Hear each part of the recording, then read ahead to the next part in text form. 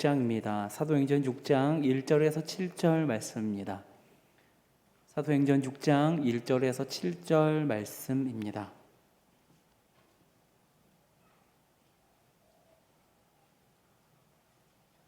다 찾으셨으면 저와 교독하도록 하겠습니다.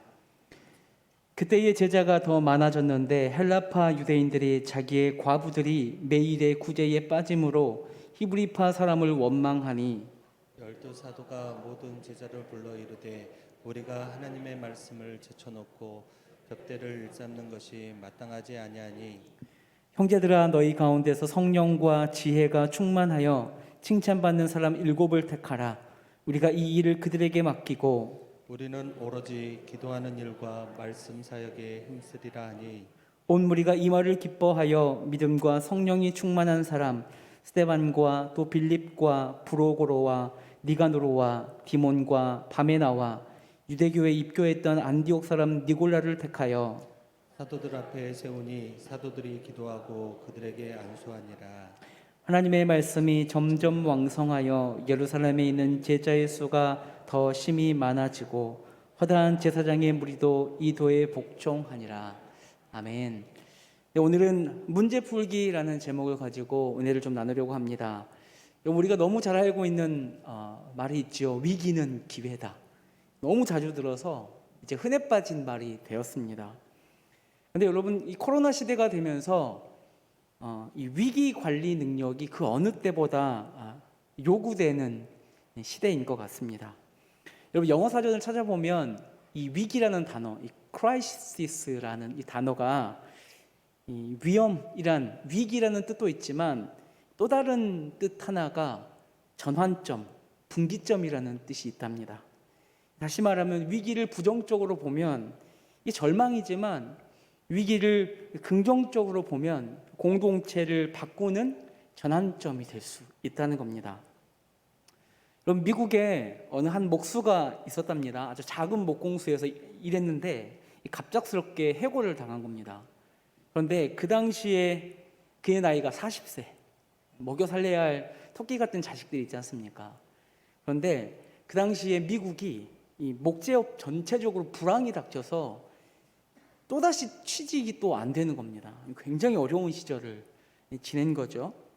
여러 날을 고민하고 절망 속에 지내다가 이 사람 머리에 문득 떠오른 어릴 적 꿈꾸었던 꿈이 생각이 났답니다. 그래서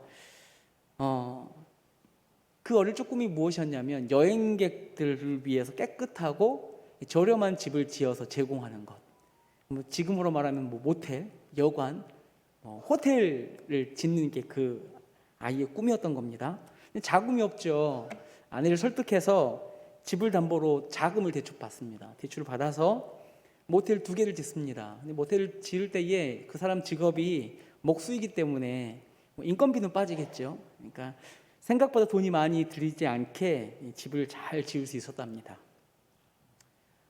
이렇게 지은 이 2개의 모텔이 소문이 나기 시작하지요. 굉장히 깨끗하고 잘 지어졌고 금액은 적고 그러다 보니까 이 사람들이 소문을 타고 해서 돈이 모이게 되고 이 모텔의 개수가 점점 늘어나게 되는 겁니다. 그리고 나서 이 사람이 굉장히 큰 성공을 거두게 되었는데 이 사람이 누구냐면 윌리스 존슨이라는 사람입니다. 처음 들어보셨죠? 저도 처음 들어봤습니다. 이 사람이 그 목포에도 있나요? 광주에 가면 홀리데이 인이라는 호텔이 있거든요. 이 호텔의 창업자 이야기입니다. 이 훗날 이 창업자가 기자의 질문에 답을 하는 이야기가 있습니다. 그 기자가 이렇게 묻습니다. 당신의 인생에서 가장 감사한 분이 누구십니까? 라고 묻습니다. 그랬더니 이 존슨이 이렇게 이야기합니다. 저의 인생에서 가장 감사했던 사람은 과거에 나를 해고시킨 목공소 사장입니다. 그에게 진심으로 감사드립니다. 라고 이렇게 답변을 했답니다. 여러분, 그를 해고시킨 그 목공소 사장, 그에게 닥친 문제가 생기지 않았다면 그는 그 문제, 그 위기를 전환점 삼아서 그의 인생을 바꿀 수 없었을 겁니다. 여러분, 그에게 닥친 위기가 새로운 기회가 된 것이죠. 오늘 본문에 등장하는 초대교회에도 그런 일이 생깁니다. 초대교회에 부흥이 막 됩니다. 예수 그리스도의 복음이 사도들과 성도들에 의해서 폭발적으로 확장되어 갑니다.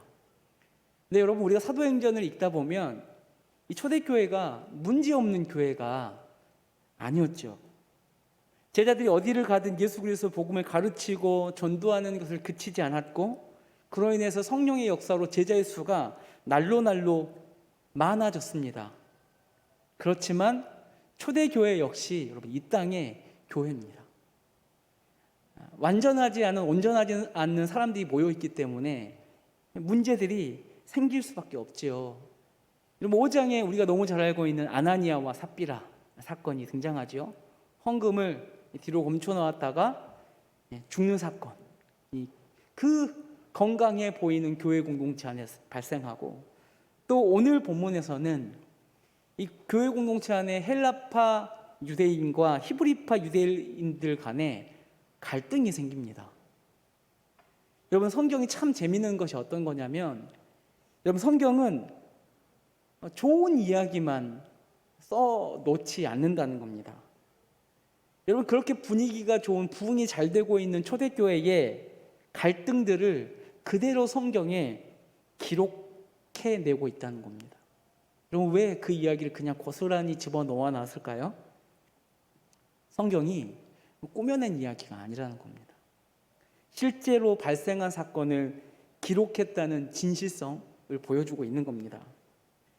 참 놀라운 것은 초대교회에 발생한 그 문제를 뚫고 박해를 뚫고 그 복음이 로마에까지, 그리고 그 복음이 이제 우리에게까지 전해졌다는 겁니다. 그 이야기를 담은 것이 사실 사도행전이죠. 여러분, 성경은 항상 천국만을 이야기하지 않는다는 겁니다. 오히려 여러분, 천국을 말하기 위해서 지옥을 강조하기도 합니다. 여러분, 초대교회의 이 갈등을 드러냄으로써 교회의 치부가 드러나긴 하지만, 오히려 이 갈등의 문제를 해결함으로써 교회가 새로워지는 것을 우리에게 목격하게 합니다. 여러분, 교회에 일어난 작은 갈등들은 오히려 교회를 새롭게 할 수 있는 돌파구가 될 수 있음을 오늘 말씀을 이야기합니다. 여러분, 헬라파 유대인과 히브리파 유대인들이 갈등을 하는데요, 이 두 헬라파와 이 히브리파의 이 구별은 어떤 혈통의 문제가 아닙니다. 인종의 문제가 아니라 그 말과 문화에 의해서 이 파가 나눠진 겁니다. 헬라파는 지금 유대 지역에 사는 사람이 아니라 외국에서 태어나서 자란 유대인들, 그 사람들을 헬라파 유대인이라고 하고요. 히브리파 유대인들은 본토에서 히브리 말이나 그 당시 아람어라는 말을 사용했던 사람들을 히브리파 유대인이라고 하거든요. 그러니까 지금으로 따지면 재외동포하고 이 한국에 거주하는 본토인들의 갈등이 그려진 겁니다. 재외동포가 한국에 들어왔는데 이 한국에서 거주하는 한국 사람들과 문제가 막 생긴 겁니다. 여러분, 같은 민족이지만 다른 언어를 사용하고 있고 다른 문화권에서 생활하고 있기 때문에 아마도 그들이 생활할 때에 말에 있어서, 커뮤니케이션에 있어서도 어떤 문제가 생기지 않았었나 싶기도 합니다. 여러분, 같은 얼굴, 다 같은 민족이지만 다른 문화권에서 생활했기 때문에 여러분, 이 두 집단이 함께 살 때 사실은 언제 한 번쯤은 다른 문제로라도 터져도 이상하지 않는 상황입니다, 사실은. 여러분, 게다가 오늘 본문을 보면 구제를 하는데 양식을 나누어 주었는데 헬라파 과부들이 자꾸 그 명단에서 누락이 되는 겁니다. 몇 번을 말했겠죠. 왜 헬라파 유대인들은 과부들에게는 왜 구제를 해주지 않습니까? 몇 번의 이야기가 오가지 않았겠습니까? 아마도 이 본토 히브리파 유대인들이 본토 과부들에게 팔이 안으로 굽었겠지요. 그러다 보니까 편파적으로 히브리파 아는 과부들에게 조금 더 마음이 쏠리고 구제가 더 쏠렸을 겁니다. 여러분, 사탄이 이때를 놓치지 않습니다. 공동체에 원망과 불평이 생기고 그것을 가지고 분열을 일으키기 시작합니다. 싸우고 나누어지게 합니다. 여러분, 그것이 사탄의 방법입니다. 여러분, 사탄은 교회의 하나됨을 깨트리기 위해서 수단과 방법을 가리지 않습니다. 더욱이 이 내부 분열은 사탄이 아주 잘 사용하는 방법입니다. 여러분, 혹시나 우리 교회 공동체 안에서 또 여러분들이 있는 이 공동체 안에서 원망과 불평이 막 싹트기 시작하고 네 편 내 편 이렇게 막 편을 가리기 시작하면 여러분, 그때 여러분은 깨달으셔야 합니다. 뭘? 지금 사탄의 공격이 시작됐구나. 그래서 여러분, 여전도회 모이실 때, 남전도회 모이실 때 당파가 나뉘지 않습니까? 깨달으셔야 합니다. 지금 사탄이 공격하고 있구나. 기도해야 합니다라고 대장 권사님들, 대장 집사님이 선포하셔야 하는 겁니다. 여러분, 이 문제가 발생했는데요, 사도들이 이제 이 문제들을 해결해 나가기 시작합니다. 풀어나가기 시작합니다. 그런데 이 문제를 풀어나가는데 여러분, 사도들이요 이렇게 반응하지 않습니다. 우리가 더 열심히 잘하겠습니다. 정확하게 착오 없도록 더 구제에 힘쓰도록 하겠습니다 라고 말하지 않습니다. 혹은 헬라파 유대인 과부 쪽이나 히브리파 유대인 쪽 하나의 편을 들지도 않습니다. 여러분, 사도들이요 이 문제가 일어난 것을 단순히 헬라파와 히브리파의 단순한 어떤 문화적 차이로 오는 갈등의 문제로 바라보지 않습니다. 사도들이 어떤 것을 만지냐면 아주 본질적인 것을 만지기 시작합니다. 그 이유가 교회의 본질을 되찾겠다는 겁니다. 2절에 여러분 6장 2절에 이렇게 이야기하죠. 12사도가 모든 제자들을 불러놓고 이렇게 이야기합니다. 우리가 하나님의 말씀을 제쳐놓고 접대를 일삼는 것이 라고 이야기하죠. 여러분, 이 말의 이 주체가 본인들입니다. 우리가 하나님의 말씀을 제쳐놓았어. 그러니까 지금 헬라파, 히브리파, 유대인들의 문제가 아니라 이 공동체를 소란스럽게 한 것은 그들의 탓이 아니라 우리가 말씀을 제쳐놓았기 때문에 이 문제가 시작되었어. 그러니까 이 문제의 발단 근원을 다른 누구에게 찾지 않고 일단 그 교회의 리더들인 자신들에게서 찾기 시작하는 겁니다. 여러분, 이 사람들이요 리더들이기 때문에 잘못을 헬라파나 히브리파 쪽으로 몰아갈 수도 있습니다. 갈등을 조장할 수 있습니다. 그런데 그렇지 않습니다. 여러분, 혹여나 이들이 그 초대교회 안에 있는 소수의 헬라파 유대인들을 너희들이 지금 갈등을 조장하고 있고 소리가 나게 한다. 너희 교회에서 좀 나가라 라고 할 수도 있습니다. 근데 그들이 그렇게 하지 않는다는 겁니다. 여러분, 교회 안에서도 이런 일들이 종종 있지요. 민주주의라는 이름 안에서 횡포를 불 때가 있거든요. 다수가 소수를 막 지배해버립니다. 한 사람이 어떤 문제에 대해서 이야기를 하면 야, 다른 사람들 다 조용히 있는데 당신은 왜 이런 소리를 하십니까? 라고 이렇게 밟아버릴 때가 있지요. 물론 그렇게 하면 일을 굉장히 빠르게 처리할 수 있습니다. 그런데 교회는 조금 느리게 가더라도 그런 사람들의 소리를 하나하나 들어주는 것이 교회 아니겠습니까? 다른 사람 탓하지 않고 또 그들의 소리를 들어주고 현재 이 문제가 어디에서 시작됐는지 사도들이 찬찬히 살핍니다. 바로 자신들에서부터. 여러분, 이 사도들이 정말 여러분 말도 안 되는 사람들이었지 않습니까? 예수님과 함께 사역했던 그때에 이 제자들은 진짜 말도 안 되는 사람들이었는데 이들이 변했습니다. 이들이 정말 좋은 리더들이 되었습니다. 땅을 팔아서 이제 나눔을 하는 사람들이 많아지고 그 일을 사도들이 배분하기 시작합니다. 그 일을 시작하면서 일이 바빠지기 시작하지요. 그러면서 말씀을 가르치고 전파하는 일에 조금 소홀해지기 시작한 겁니다. 교회가 사람을 구제하는 것이 나쁜 것이 아니라 이들이 거기에 몰두하다 보니 교회가 놓치지 말아야 할 예수 그리스도의 복음을 전하고 가르친 일에 소홀해진 겁니다. 그러다 보니까 여러분, 복음이 줄어들고 가르침이 줄어들다 보니까 어떻게 됩니까? 성도들의 자양분들이 조금씩 사그러들기 시작하는 겁니다. 그리고 거기에서 소리들이 나오고 갈등들이 일어나기 시작합니다. 차별들이 일어나기 시작합니다. 가장 먼저 공급되어야 할 예수 그리스도의 그 말씀을 가르치는 것에 소홀해져 버리니 주객이 전도되어 버린 겁니다. 사도들이요, 지금 이 문제의 중심에 자신들이 있음을 솔직하게 인정하면서 나아갑니다. 그리고 교회의 문제가 풀어지기 시작합니다. 히브리파와 헬라파에 의해서 이 갈등이 골마터지긴 했지만 오히려 이 문제를 통하여서 교회의 본질이 무엇인지 다시 한번 되짚어 볼 수 있는 기회가 이 초대교회에 생긴 겁니다. 가장 중요한 본질을 놓치고 있는 자신들을 돌아볼 수 있게 되는 계기가 된 겁니다.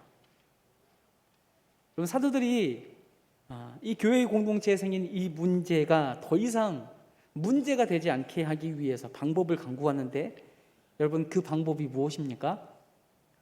우리는 기도하고 말씀 전하는 일에 전념할 테니 너희는 성령 충만하고 지혜가 있는 사람, 그리고 너희 사람들 중에서 칭찬받는 7을 세워서 이 구제하는 일을 맡기면 좋겠다라고 제안을 합니다. 교인들이 그것을 받아들이고요, 7명의 사람들을, 집사들을 뽑지요. 사도들은 이들을 위해서 기도하고 안수해서 집사로 뽑습니다. 네, 여러분, 오늘 본문의 5절 보면 7명의 집사가 등장하죠. 우리가 너무 잘 알고 있는 7 집사가 등장하는데, 여러분, 이 집사들을 뽑는 기준이 세상의 기준과는 다르다는 겁니다. 일을 잘하는 사람을 막 뽑는 게 아니라요, 뭡니까? 성령과 지혜가 충만한 사람들. 그럼 이게 무슨 말이겠습니까? 하나님 보시기에 온전하게 선 사람들을 먼저 뽑는 겁니다. 믿음과 성령과 지혜가 충만한 것이 교회에서 사람을 뽑는 가장 먼저가 되는 겁니다. 하나님이 인정하신 사람이 1번, 그 다음 사람들에게서 칭찬받는 그 사람. 결국엔 두 가지죠. 하나님에게도 인정받고 사람에게도 인정받는 그 사람을 세웁니다. 여러분, 왜 이 기준을 놓습니까? 하나님의 마음이 흘러가는 것을 막지 않고 잘 흘려보낼 수 있는 사람이 필요하거든요. 근데 그 사람은 일을 잘하는 사람이 아닙니다. 일을 잘하는 사람이 아닙니다. 여러분, 헬라파와 히브리파를 편파적으로 구제를 나누어 줬던 그 사람들은 일을 잘못해서 이 일이 일어났겠습니까? 아마 히브리파 입장에서는 일을 참 잘한다 라는 소리도 들었을 겁니다. 근데 그에게는 성령이 없었고 지혜가 충만하지 않았습니다. 그 성령과 지혜가 충만하지 않으니 편파적인 사람이 됩니다. 차별하기 시작합니다. 그래서 먼저 그 사람을 뽑는 조건은 성령이 충만하고 지혜가 충만한 사람입니다. 그리고 나서 사람들에게 충만한 사람을 기준으로 세웁니다. 그렇게 여러분 7명의 집사가 뽑아지는데요, 여러분, 이 7 집사의 이름들을 살펴보면 모두가 헬라식 이름이라는 겁니다. 그럼 이게 무슨 의미냐면, 그 당시에 유다인들도 헬라식 이름을 사용하는 경우가 많기 때문에 쉽게 단정할 수는 없지만, 여러분, 초대교회에서 이 집사를 뽑으면서 헬라식 이름을 가진 사람을 뽑았다는 것은 아마도 추측컨대 이 7 집사 모두를 본토인이 아니라, 히브리파 유대인이 아니라 헬라파 유대인을 뽑았을 가능성이 높다는 겁니다. 여러분, 이게 무슨 말입니까? 여러분, 그 당시 초대교회에 주류로 자리 잡고 있는 사람이 누굽니까? 히브리파 사람이거든요. 본토 사람들이에요. 그런데 그 본토 사람들을 7 집사로 세우지 않고요. 소수의, 그렇죠? 헬라파 유대인 중에 성령과 지혜가 충만한, 그리고 사람들에게 칭찬받는 7 집사를 선택해서 뽑았다는 겁니다. 여러분, 그냥 쉽게 말해서 기왕이면 히브리파 유대인을 뽑을 수도 있지 않습니까? 그렇죠? 히브리파 유대인 뽑아서 계속해서 그냥 히브리파 유대인들이 더 잘 먹고 잘 살 수 있도록 흘려 보내줄 수 있었습니다. 그런데 그렇게 하지 않습니다. 이 문제가 어떻게 시작되어 있는지 깨달았고 그것에서 돌아서려고 합니다. 그래서 그들이 집사를 뽑을 때에, 7 집사를 뽑을 때에 본토 히브리파 유대인을 뽑은 것이 아니라 헬라파 유대인을 뽑은 겁니다. 여러분, 교회가 변하기 시작합니다. 그렇죠? 사도들뿐만 아니라 초대교회의 성도들이 기울어진 교회를 바로 세우기 위해서 애쓰기 시작하는 겁니다. 여러분, 이것의 전환점이 되는 것이 바로 문제입니다. 문제. 초대교회에 문제가 터졌기에 사도들은 자신들의 사역의 문제점을 다시 한번 확인하게 되었고, 성도들은 교회 안에 있는 차별을 아주 정확하게 볼 수 있었고, 그것을 바꾸는 계기가 되었다는 겁니다. 오히려 이 문제를 통하여서 말씀 사역과 구제 사역이 이렇게 나누어지면서 2가지가 균형을 맞출 수 있게 된 겁니다. 교회가 해야 할 사역, 말씀을 먹이는 사역과 양식을 먹이는 이 사역을 둘 다 아주 잘 해낼 수 있는 건강한 공동체로 다시 한번 거듭나진 겁니다. 여러분, 그 이후로 이 교회 공동체가 어떻게 됩니까? 여러분, 문제 있었던 이 교회 공동체가 7절을 보면 어떻게 됩니까? 하나님의 말씀이 점점 왕성하여져 갑니다. 예루살렘에 있는 제자의 수가 더 심히 많아집니다. 심지어 무슨 일까지 생기냐면 허다한 제사장의 무리도 이 도에 복종하는 일이 생깁니다. 여러분, 예루살렘에 있는 일반 유대인들 예수 그리스도의 복음을 받아들였다고 칩시다. 그런데 유대교의 제사장들까지도 예수 그리스도의 도에 복종하였다는 겁니다. 여러분, 이게 무슨 말입니까? 유대교의 제사장이 예수의 도에 복종했다는 말은 자신의 전부를 지배하고 있는 유대교를 버렸다는 겁니다. 또 한 가지는 동시에 제사장이라는 직장을 내버린 겁니다. 여러분, 이 문제 많았던 교회를 통하여서 복음을 들은 이 제사장들이 그 복음을 듣고 그것보다 더 가치 있는 예수 그리스도를 붙잡기 시작했다는 겁니다. 생계보다 더 가치 있는 예수 그리스도를 선택하는 놀라운 일이 예루살렘 가운데 일어난 겁니다. 그 문제 많은 교회 공동체를 통하여서 이런 일들이 생겨나는 겁니다. 여러분, 위기에 함몰되는 공동체가 있고요, 위기에서 일어나는 공동체가 있습니다. 그런데 오늘 본문에 등장하는 교회는 위기에 함몰되지 않고 위기에서 일어나는 공동체가 되었습니다. 여러분, 그들이 이 문제를 해결할 수 있었던 이유가 뭡니까? 서로 정죄하고 핏대를 높이고 싸워서 이 문제를 해결했습니까? 그렇지 않습니다. 이 문제를 아주 찬찬히 들여다본 겁니다.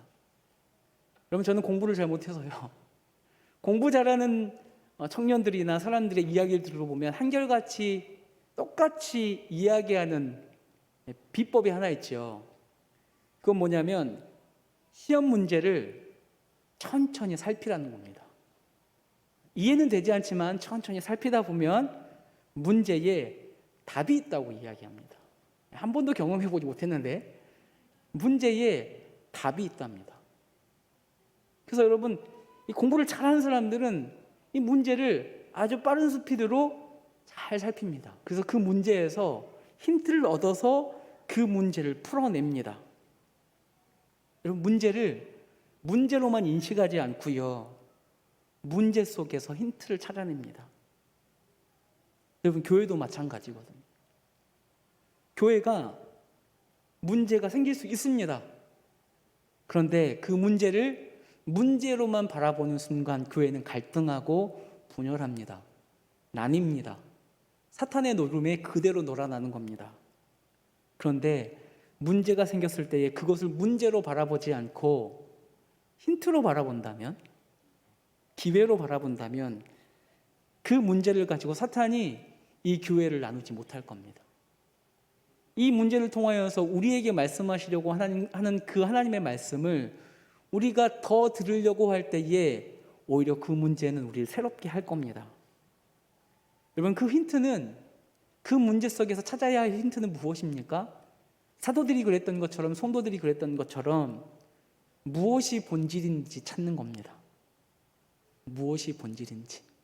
지금 우리가 싸우고 있는 이 문제가 본질인지, 아니면 다른 것이 본질인지, 이것이 교회의 본질을, 교회를 교회되게 하는 것인지, 아니면 이거 그냥 쉽게 넘어가도 되는 것 하고, 교회가 정말로 마음을 쏟아야 하는 것이 무엇인지 찾는 것.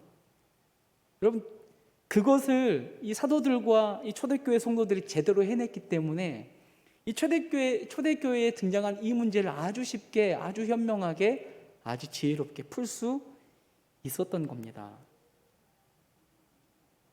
여러분, 문제 없는 곳은 없고요, 문제 없는 교회도 없습니다. 목사님이 가끔씩 그런 예화를 드시죠. 문제 없는 교회를 찾아다니죠, 성도들이. 네, 그 성도가 그 교회를 가는 순간 그 교회는 문제가 생깁니다. 그렇죠?